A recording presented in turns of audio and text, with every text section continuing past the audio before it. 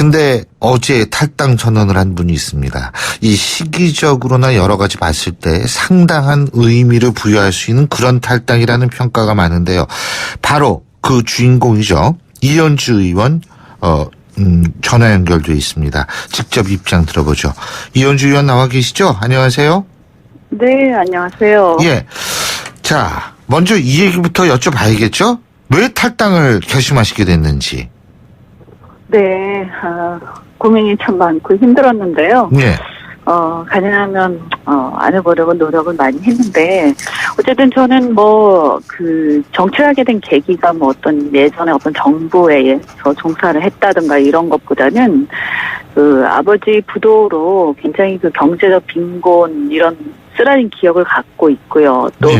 이런 어떤 빈곤과 가난, 또 양극화, 이런 각종 불합리, 이런 걸 해소하는 정치가 돼야 된다, 이렇게 생각을 해왔는데, 제가 한 재선이지만 한 5년 정도, 의원을 경험을 해보니까, 이 정치가 사회 갈등을 조율하고 해소한다기보다는 극단적 대립을 통한 반설기에 좀 안주한다던가, 이런 경향이 굉장히 많았습니다. 그래서 이제는, 산업화 시대, 민주화 시대, 그만 싸우고, 이제 완전히 새로운 시대로 좀 나가야 하는 거 아닌가. 그것이 이번 국정농단 이후에 대통령 탄핵까지 가지고 온 어떤 국민들의 뜻이다라는 생각을 하게 됐고요. 결국 그렇게 하기 위해서는 뭔가 이 새로운 정치 질서를 형성하는 것이 필요한데, 물론 완벽한 것은 아닙니다만, 그래도 그동안 그런 한국 정치의 변화를 위해서 아무도 가지 않은 길을 갖고 또 가고자 했던 그런 안철수 후보를 비롯한 많은 옛 동지들하고 같이 이번에 새로운 대한민국 만들어보기 위해서 노력하는 게 제 소명이다, 이런 생각이 들었습니다. 옛 동지들이라고 말씀하셨는데 맞죠? 그죠? 같은 당에 네. 있다가 이제 나오신 분들이니까 그건 맞는 말씀인데, 그렇다면은 역으로 지금의 더불어민주당 내에서는 새로운 정치 질서, 새로운 시대로 나아가는 게 좀 부족하다라고 생각하신 모양이네요. 그죠? 네, 노력하시겠지만 저는 어려울 것 같다라는 판단이 들었습니다. 그 이유가 뭐죠? 구체적인 이유가 있으신가요? 네, 예.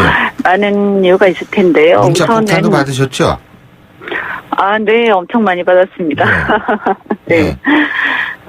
그런 부분도 사실은 저는 우리가 이제는 근절해야 할 정치적 폐해고, 그것은 안철수 후보도 앞으로 조심해야 될 부분이다, 이렇게 생각을 합니다. 그래서 박사모도 우리가 있지만 어떤 아주 열렬 지지층에만 의존하는 정치, 그리고 우리가 이 적과 아군을 나눠서 자기를 비판하거나 이렇게 좀 생각이 다른 사람들을 이렇게 적으로 몰고 이분법적으로 이렇게 할 경우에는 더 이상 이 대한민국이 과연 어디로 갈 것이냐. 그런데 지금 우리나라의 상황이 경제나 외교 안보나 이런 어떤 지나친 이분법적인 그런 정치로는 정말로 이 미래가 정말 걱정되는 그런 상황이라고 저는 생각하거든요.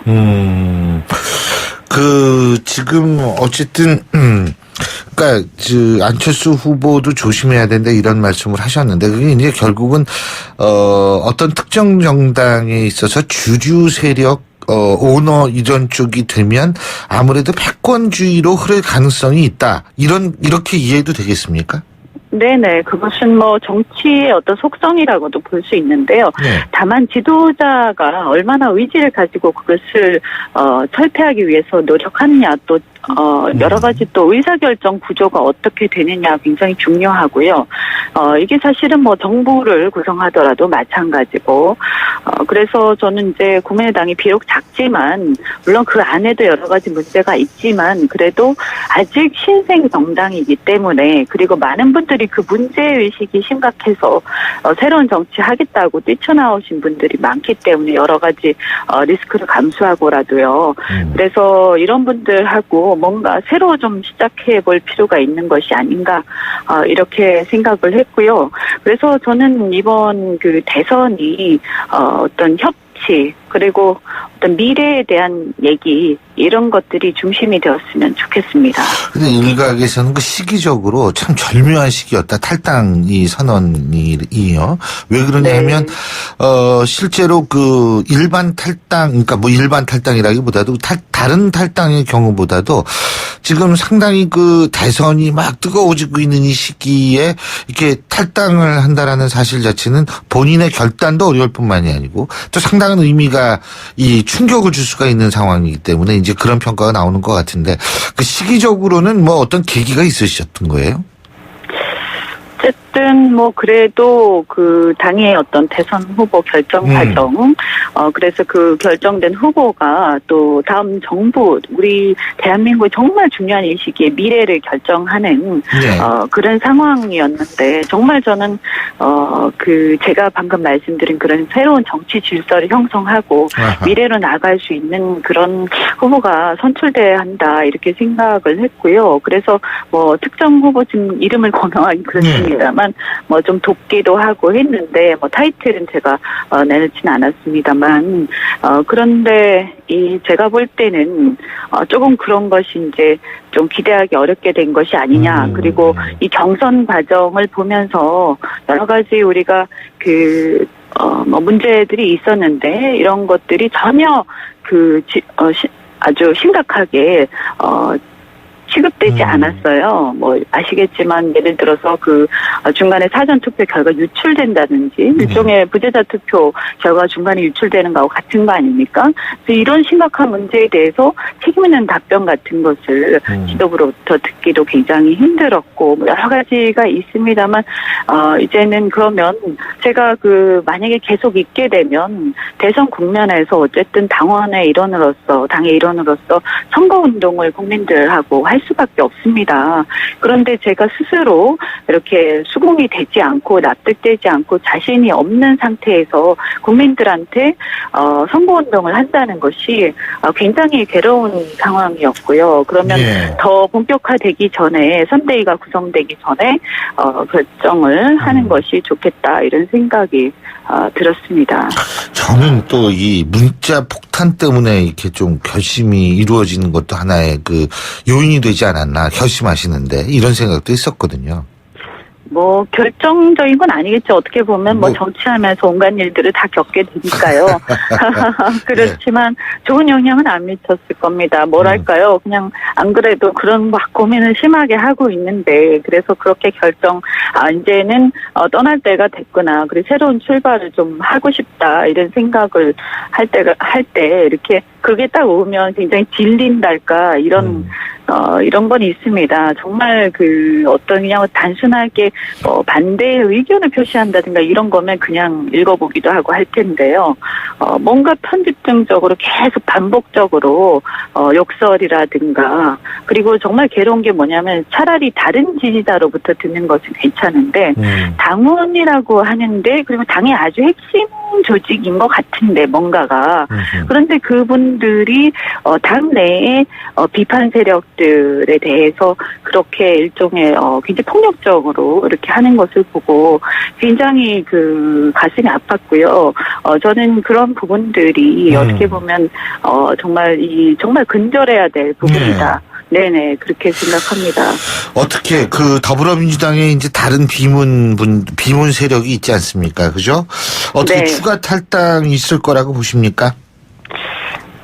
이제 당내 여러 이제 패권 문제, 그 다음에 또 우리가 이제 대선에서 뭔가 이렇게 책임져야 하는 그런 문제. 우리가 이번 박근혜 탄핵을 안 봤으면 그런 생각까지 못했을 수도 있어요. 왜냐하면 자기 당이고 그냥 선출됐으니까 그냥 가자 이렇게 갈 수도 있는데 제가 이번에 대통령 탄핵을 보면서요.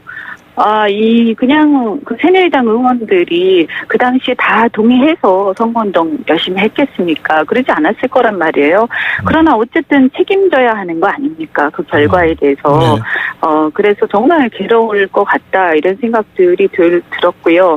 아마 다른 분들도 뭐 많지는 않겠지만 그래도 꽤 있을 거다, 이렇게 보는데 다만 이게 탈당까지 결심할 수 있을 것이냐, 여러 가지 정말 많은 비난과 이런 것들을 무릅쓰고 사실 뭐 하루를 정치하더라도 자기 그냥 생각대로 이렇게 하겠다 이렇게 생각해야 가능한 얘기거든요. 예. 그래서 저는 실제로 결행하실 분이 몇 분이 되실지는 잘 모르겠습니다. 근데 좀 있기는 있을 것이다 이렇게 보시는 거군요, 그죠? 뭐 고민하시는 분들은 계십니다. 고민하시는 분들 대략 몇 분 정도 되십니까? 글쎄요, 뭐 그냥 몇 분일 대충만. 것 같은데요. 네, 몇 분이요? 네. 근데요, 지금 문재인 후보는 안철수 전 대표를 적폐 세력의 지지를 받고 있다 이렇게 칭하거든요. 그러면은 이게 결국은 국민의당도 적폐 세력의 지지를 받는 대선 후보를 가진 정당이고 이현주 의원께서 들어가시면 적폐 세력의 지지를 받는 당이 들어가게 되는 꼴이 된다라는 비판을 받을 수 있는 거 아니겠습니까? 어떻게 보십니까? 저도 반대 세력이니까 적폐 세력이라고 볼 수도 있겠죠. 그런 관점에서 보면. 그래서 저는 그런 예. 관점이 정말 위험하다라는 아하. 생각을 하고요. 물론 책임 있는 사람들 책임지고 법적으로 처리를 해야 됩니다만 네.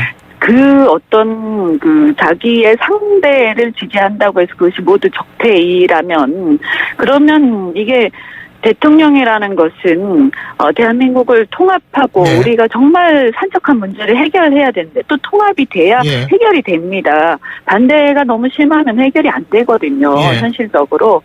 그런데 어떻게 그 반대 지지하지 않는 사람들이 다 적폐라면 네. 이 나라를 어떻게 끌고 갈 수 있을까 굉장히 걱정이 됐고 또 그런 면에서 비판도 많이 했습니다만 예. 또 그런 비판을 하면 또 문자 폭탄을 받고 그렇게 되기 때문에 네. 또 오겠네요, 오늘. 네, 오늘도 많이 올 겁니다. 네, 뭐 어쩔 수 없죠. 네. 예. 요새 근데 이게 어쨌든 대선이 가까울수록 네거티브도 많이 나오고 이러고 아마 문자 폭탄 또 받으실 수도 있으실 텐데 어쨌든 뭐 그 결정이 잘했다 못했다는 나중에 역사가 아마 평가를 할 겁니다. 근데 앞으로 어쨌든 일단 결정을 하신 거니까 네. 나름대로 그 부분에 있어서 또 최선을 다하는 모습을 하면 또 우리 사회가 그런 부분에 대해서 알아주는 날이 오지 않을까 이런 생각도 드네요. 예, 예. 네, 맞습니다. 예. 오늘 말씀 네. 잘 들었습니다. 감사합니다. 네, 감사합니다. 네. 예, 지금까지 더불어민주당을 탈당한 국민의당 이현주 의원과 얘기 나눠봤고요. 신율의 출발시 아침 1부